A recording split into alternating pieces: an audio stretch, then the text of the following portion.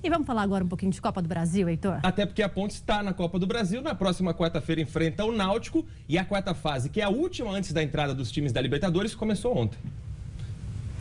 Agora a coisa... Pablo chutou cruzado e abriu o placar para o Atlético. Depois da cobrança de escanteio, Paulo André fez o segundo gol do jogo. Trellis aproveitou o passe de Reinaldo e diminuiu a diferença. Atlético Paranaense 2, São Paulo 1. No jogo de volta, o Atlético depende apenas de um empate para se classificar para a próxima fase. Em Minas Gerais, o experiente atacante Ricardo Oliveira marcou de cabeça para o Atlético Mineiro contra a Ferroviária.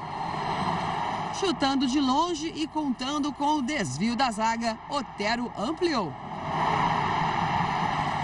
Na cara do gol, Otero fez mais um. Depois de uma confusão na grande área, Eric fez o quarto gol da partida e encaminhou a classificação do time mineiro para as oitavas de final.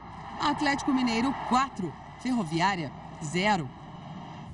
Bom, Heitor, falando um pouquinho do jogo do São Paulo, ninguém entendeu muito esse time do Aguirre, né? Ele treinou a semana inteira com 3 zagueiros. Sim. E aí, na hora de entrar em campo, mudou a tática do time. Ele trabalhou com o Arboleda, Rodrigo Caio e o Bruno Mendes durante a semana, tirou o Bruno Mendes, optou por um esquema que era parecido com o que o Dorival já vinha fazendo, com o que ele fez nas semifinais do Campeonato Paulista e acabou não dando certo. Quando precisou, aí ele recorreu ao Cueva, que estava no banco de reservas, um dos principais jogadores do time, então não dá para entender muito o que o Aguirre pensou desse jogo. Fato é que quando ele mexeu, colocou o Cueva, o São Paulo melhorou. Teve até oportunidades para empatar o placar, diminuiu o prejuízo, porque 2-0 para você virar na Copa do Brasil é bem complicado.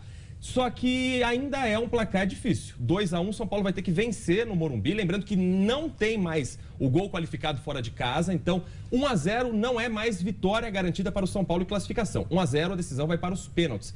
E o São Paulo vai ter que repensar um pouco esse projeto para 2018. Porque... Sim, e como você falou ontem, a Copa do Brasil é uma competição muito importante para o São Paulo, né? E que não está utilizando algumas das suas principais peças. Além do Cueva no banco de reservas, o Diego Souza também parece que não joga. Não jogava com o Dorival. Heitor. Não joga com o Aguirre. Ontem sequer entrou no segundo tempo. Tem algo acontecendo.